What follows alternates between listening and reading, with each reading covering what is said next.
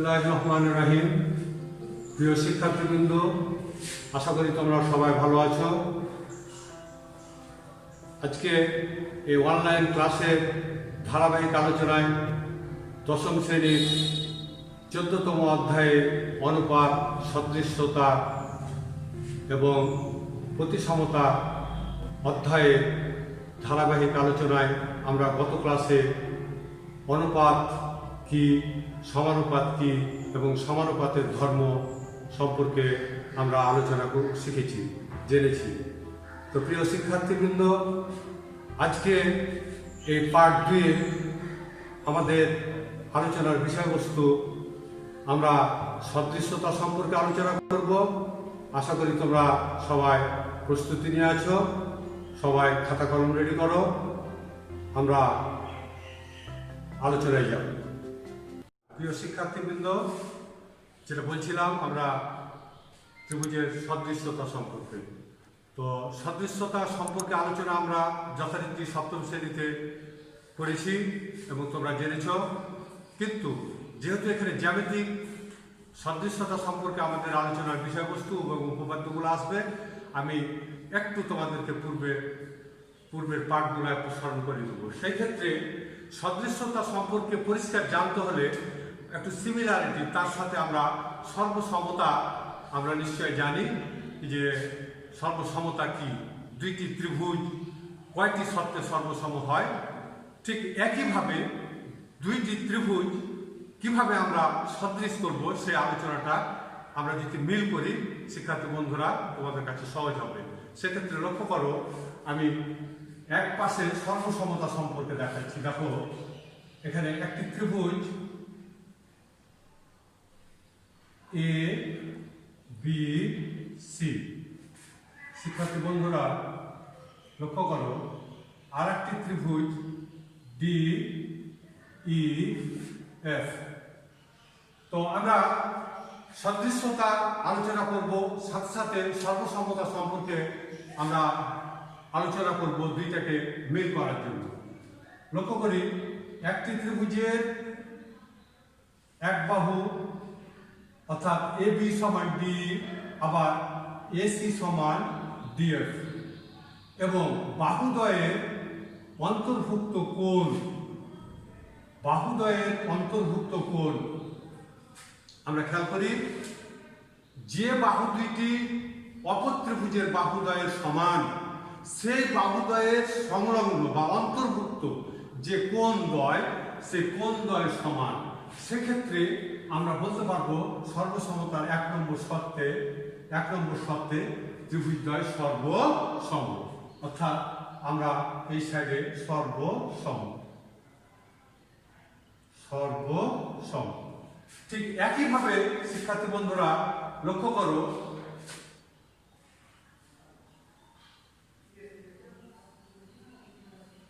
A B C একটি ত্রিভুজ এবং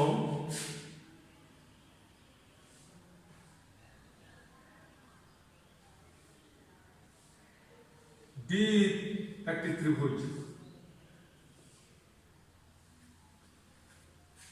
শিক্ষার্থী বন্ধুরা, সর্বসমতা বলতে সব দিক দিয়ে ত্রিভুজদ্বয় সমান, কিন্তু এখানে লক্ষ্য করি এই ত্রিভুজদ্বয় কিন্তু একই সমান দেখতে নয়, দেখতে সমান নয়। এই ত্রিভুজ নিশ্চয় দেখছো আকৃতি ছোট, এই ত্রিভুজ হলো বড়, কিন্তু এই দুইটা ত্রিভুজ সদৃশ হয়। সদৃশ কি শর্ত হয় আমরা লক্ষ্য করি, এবিসি এবং ডি ত্রিভুজদ্বয়ের মধ্যে এই এক নম্বর শর্তের সাথে যদি আমরা মিল করি, পাবো এখানে একটি ত্রিভুজ এবিসি, যার বাহুর দৈর্ঘ্য যদি 2 সেন্টিমিটার হয়, এ বাহুর দৈর্ঘ্য 4 সেন্টিমিটার হয়, এসি বাহু যদি 3 সেন্টিমিটার হয়, ডিএফ বাহু যদি 6 সেন্টিমিটার হয়, বিসি বাহু যদি 4 সেন্টিমিটার হয় এবং ইএফ বাহু যদি 8 সেন্টিমিটার হয়, তাহলে আমরা একটু যাচাই করি এক নম্বর শর্ত। এক নম্বর শর্ত হলো, শিক্ষার্থী বন্ধুরা বা আমরা দুইটি ত্রিভুজের মধ্যে তিনটি বাহু এবং এখানে তিনটি বাহু, তারা যদি আমরা মিল দেখি, কি মিল পাওয়া যায়? লক্ষ্য করো বন্ধুরা, এবি বাহুর সাথে যদি অনুপাত করি ডি সমান এসি বাহুর সাথে আমরা ডিএফ অনুপাত করি, তাহলে বিসি বাহুর সাথে ইএফ অনুপাত করি বন্ধুরা। লক্ষ্য করো, এবি 2, তাহলে 2 ডিভাইডেড বাই অর্থাৎ অনুপাত 4 সমান 3 ডিভাইডেড বাই 6। নেক্সট বিসির মান 4, ইএফ এর মান 8 সমান 4 ডিভাইডেড বাই 8। একটু লক্ষ্য করি তাদের মানগুলা অনুপাতের প্রত্যেকটি অনুপাতের মান সমান হচ্ছে কিনা।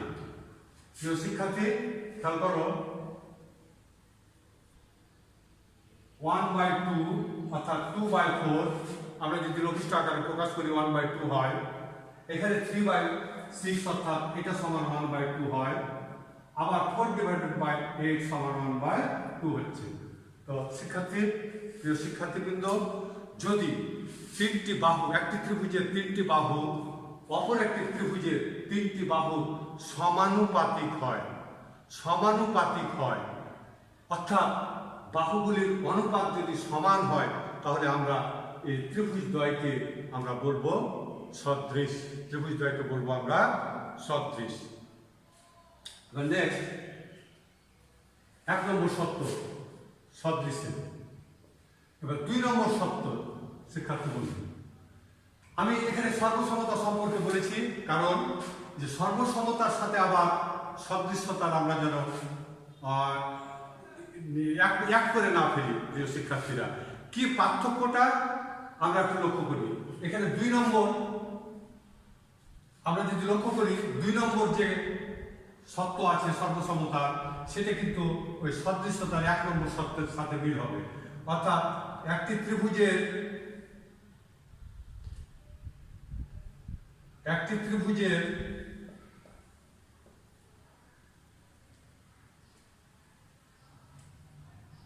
DEF, একটি ত্রিভুজের 3 বাহু অপর ত্রিভুজের 3 বাহু সমান হয়, তাহলে ত্রিভুজদ্বয় কি হয়? সর্বসম। সেক্ষেত্রে আমরা 1 নম্বর শর্তে দেখি, এখানে যে সর্বসমতা 2 নম্বর শর্ত, সেখানে মিল হয়। সেখানে এটা হচ্ছে বাহুগুলি সমান, আর এখানে কি বাহুগুলি সমানুপাতিক। পার্থক্য আমরা একটু লক্ষ্য করি সর্বসমতার সাথে সদৃশ্যতা। এবার 2 নম্বর শর্তে, সদৃশ্যতার 2 নম্বর শর্তে যে দুইটি ত্রিভুজের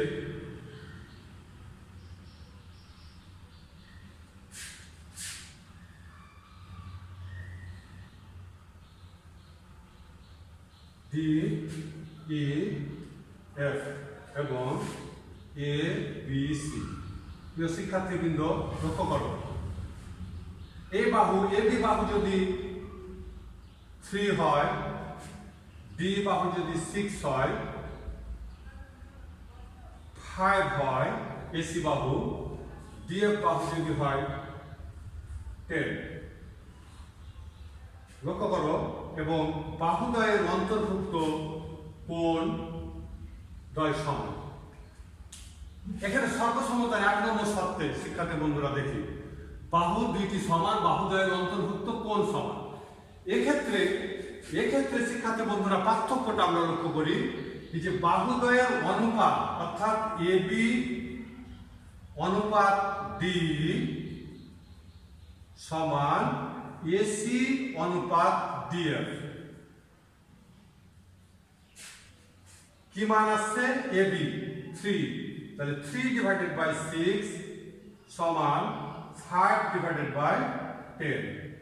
প্রিয় শিক্ষার্থীবৃন্দ, আমরা যদি লঘিষ্ঠ আকারে প্রকাশ করি 1/2 ইজ ইকুয়াল 1/2। লক্ষ্য করো এই সর্বসমতার সাথে আমাদের এটার মিল করি।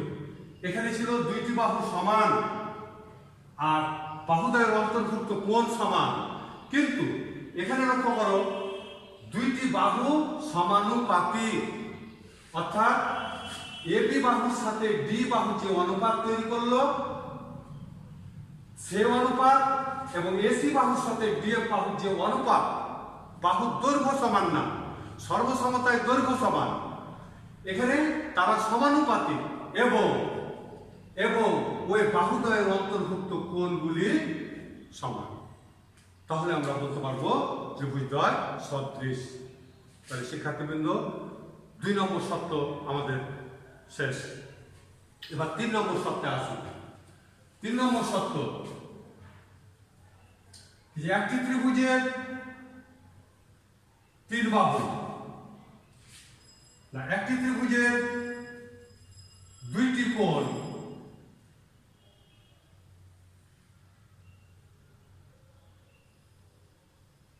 একটি ত্রিভুজের ডিএফ এবিসি ত্রিভুজ এবং ডিএফ ত্রিভুজ, একটি ত্রিভুজের 2টি কোণ অর্থাৎ বি কোণ সমান ই কোণ, সি কোণ সমান এফ কোণ। এবং আমরা একটু লক্ষ্য করি যদি কোণদ্বয়ের সংলগ্ন বাহু সমান হয়, অথবা আমরা বলতে পারি অনুরূপ বাহু সমান হয়, অনুরূপ বাহু সমান হয়, তাহলে আমরা বলতে পারবো ত্রিভুজদ্বয় সর্বসমান। এবার সদৃশ্যতার ক্ষেত্রে আমরা বলবো 3 নম্বরে এবিসি এবং ডিএফ ত্রিভুজদ্বয়ের মধ্যে যদি একটি ত্রিভুজের 2টি কোণ অপর একটি ত্রিভুজের 2টি কোণের সমান হয়, তাহলে শুধু কোণ সমান হয়, তাহলে ত্রিভুজদ্বয় কি হবে? সমানু।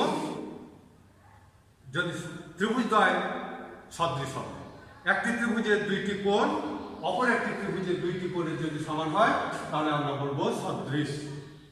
এবার 4 নম্বর সত্য ত্রিভুজদ্বয় 4 নম্বর সত্য ত্রিভুজ হবে সমকোণী। ত্রিভুজ হবে সমকোণী, অর্থাৎ একটি কোণ এক সমকোণ, এটা হলো এক সমকোণ। এক সমকোণ অতিভুজ একটি ত্রিভুজের অতিভুজ অপর ত্রিভুজের অতিভুজের সমান, এবং অপর একটি বাহু এবি হতে পারে সমান ডি, যদি হয় তাহলে আমরা বলবো সর্বসম। এখানে সদৃশ্যতার ক্ষেত্রে আমরা বলবো 4 নম্বরে শিক্ষার্থীবৃন্দ 4 নম্বর সত্য একটি ত্রিভুজ সমকোণী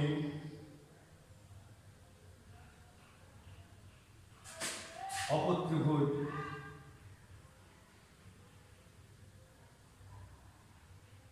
একটা ত্রিভুজ এ বি সি এবং ডি ই এফ তাদের অতিভুজ দ্বয়ের অনুপাত এবং অপর যে কোনো একটি বাহুদ্বয়ের অনুপাত যদি সমানুপাতিক হয়, তাহলে আমরা বলবো ত্রিভুজদ্বয় সদৃশ।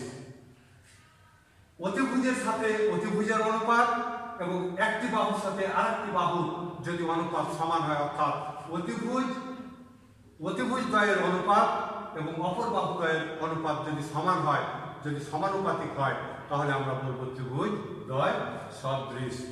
তো প্রিয় শিক্ষার্থীবৃন্দ, আমি সর্বসমতা এই জন্য আলোচনা করলাম যে আমাদের সর্বসমতার সাথে সদৃশ 2টি ত্রিভুজের পার্থক্য কি এই জানার জন্য। কেন শিক্ষার্থী বন্ধুরা, আমরা আমাদের এই অধ্যায়ে আমরা আলোচনা করব মেইনলি যেগুলো উপপাদ্য অনুপাত সম্পর্কিত বা সদৃশ কোণ সম্পর্কিত, আমরা বিভিন্ন উপপাদ্য প্রমাণ করার প্রয়োজনে আমাদের সর্বসমতা অত্যন্ত গুরুত্বপূর্ণ একটি তথ্য এবং সদৃশ্যতা সম্পর্কে যদি আমাদের পুরো ধারণা যদি আমরা না পাই তাহলে প্রমাণ করতে সমস্যা হবে বন্ধুরা। এই জন্য আমি সর্বসমতা এবং সদৃশ্যতা সম্পর্কে আমি আলোচনা করলাম, নিশ্চয় তোমরা বুঝেছ। আমি আবারও বলছি, যদি সর্বসম হয় বাহুদ্বয় দুইটা বাহু সমান, বাহুদ্বয়ের অন্তর্ভুক্ত কোণ সমান সমান, সেই ক্ষেত্রে সর্বসম। আর যদি দুইটি বাহু সমানুপাতিক এবং বাহুদ্বয়ের অন্তর্ভুক্ত কোণ সমান তাহলে হবে সদৃশ। ওখানে সমান বাহু আর এখানে সমানুপাতিক। একইভাবে 2 নম্বর শর্তে এখানে আছে তিনটি বাহু সমান, একটি ত্রিভুজের 3টি বাহু, অপর ত্রিভুজের 3 বাহু সমান সর্বসম। কিন্তু 3টি বাহু যদি সমানুপাতিক হয় তাহলে হবে কি সদৃশ। একইভাবে বন্ধুরা এখানে 2টি কোণ এবং একটি অনুরূপ বাহু সমান তাহলে সর্বসম। কিন্তু এখানে 3 নম্বরে যেটা আমাদের আছে, 2টি কোণ যদি অপর ত্রিভুজের 2টি কোণের সমান হয় নিশ্চয় অপর যে অবশিষ্ট কোণটা আছে নিশ্চয় সমান হয়ে যাবে, তাহলে 3টা কোণ সমান মানে হলো তারা সদৃশ।